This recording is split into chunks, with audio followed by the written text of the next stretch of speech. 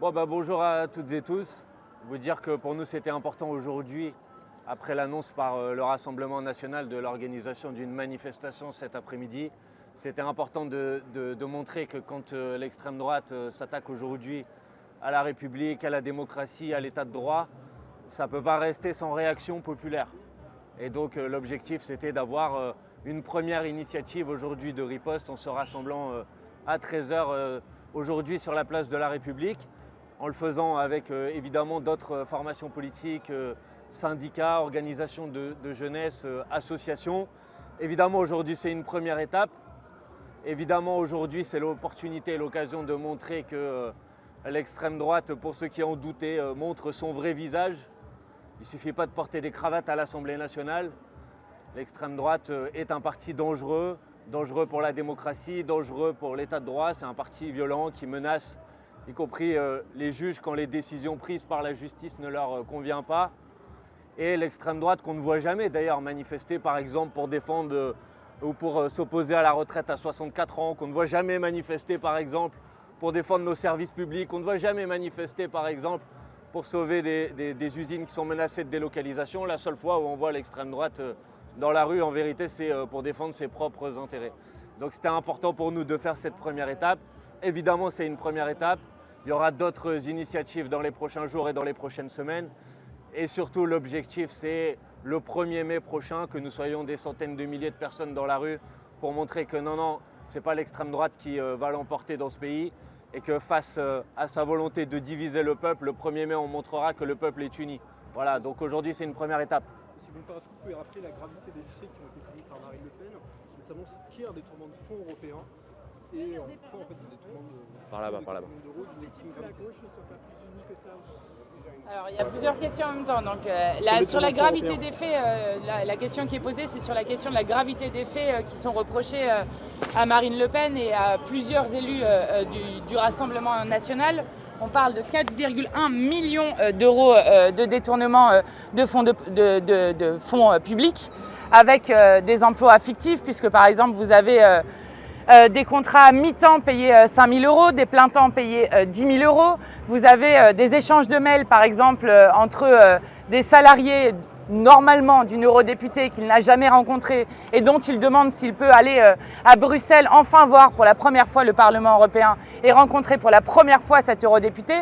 Donc on parle d'un détournement de fonds publics qui est très grave et surtout, puisque c'est souvent l'argument du Rassemblement national, lorsque le Rassemblement national dit qu'il n'y a pas enrichissement personnel, ce qu'ont prouvé les 13 ans d'enquête qui ont été faits contre le Rassemblement national, c'est que non seulement il y a eu un train de vie de Marine Le Pen et de ses proches, notamment son ancien compagnon qui a été payé 5 000 euros par mois, mais en plus de ça, que c'est ce qui a permis au Rassemblement national de pouvoir grossir et grandir, puisqu'il avait de la main-d'œuvre, donc des personnes à disposition, payées par des fonds européens qui en fait travaillaient pour le parti et lui ont permis d'accroître notamment les votes qu'avait le Rassemblement national. Donc voilà de quelle gravité des faits on parle.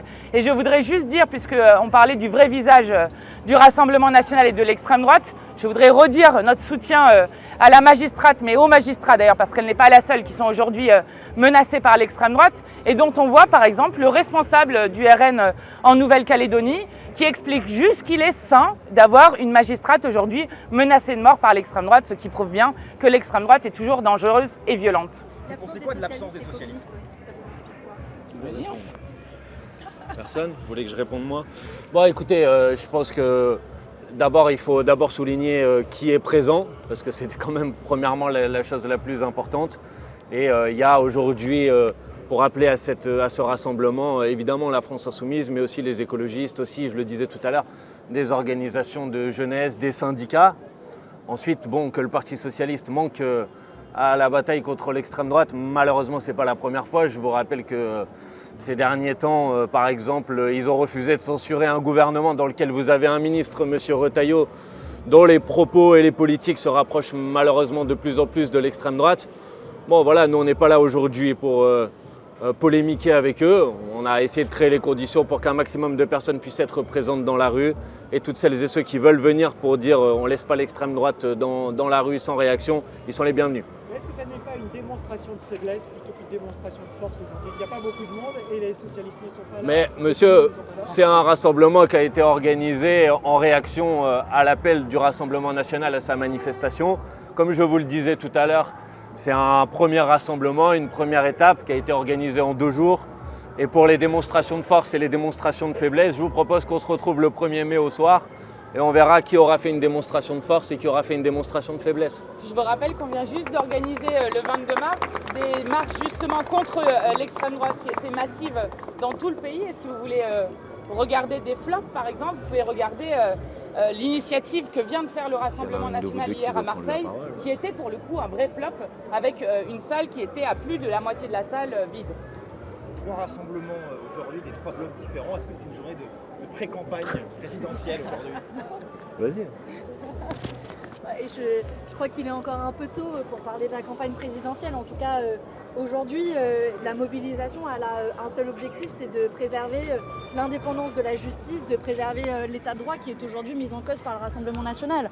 Et s'il y en a qui se posaient la question de quelle était la position du Rassemblement national vis-à-vis de l'indépendance des juges, vous avez aujourd'hui la réponse, parce qu'ils ont parlé toute la semaine de dictature des juges. Voici les termes qui sont utilisés. Et au niveau européen, ces termes sont ceux qui sont repris par Viktor Orban, qui sont repris au niveau international par Elon Musk et par Donald Trump. Donc dis-moi qui te soutient, je te dirai qui tu es. Aujourd'hui, le Rassemblement national s'inscrit dans cet arc réactionnaire au niveau international. Ils montrent une nouvelle fois leur vrai visage et nous ripostons aujourd'hui comme nous riposterons demain dans les urnes. Mais je crois que c'est un peu tôt encore pour parler de point de départ de l'élection présidentielle. Manon Aubry, vous êtes députée européenne. Est-ce que vous avez constaté un changement dans les votes de Jordan Bardella depuis le début du mandat? Ou est-ce qu'il continue à refaire les mêmes erreurs qu'avant? Vous savez, Jordan Bardella, il n'est pas beaucoup présent au Parlement européen. Cette semaine, d'ailleurs, il y a eu beaucoup de votes importants en début de semaine, il n'était pas présent. Sans doute préparait-il déjà sa campagne pour l'élection présidentielle. Preuve s'il en est qu'aujourd'hui, ce n'est pas le Rassemblement national qui est interdit et que le Rassemblement national pourra toujours conquérir dans les urnes et que ces idées racistes et xénophobes, elles perdurent et n'ont pas été condamnées encore pour la justice. Et donc nous devrons demain les condamner dans les urnes avec une grande mobilisation. Mais ça commence d'abord par une mobilisation dans la rue. Merci à vous. Merci à vous.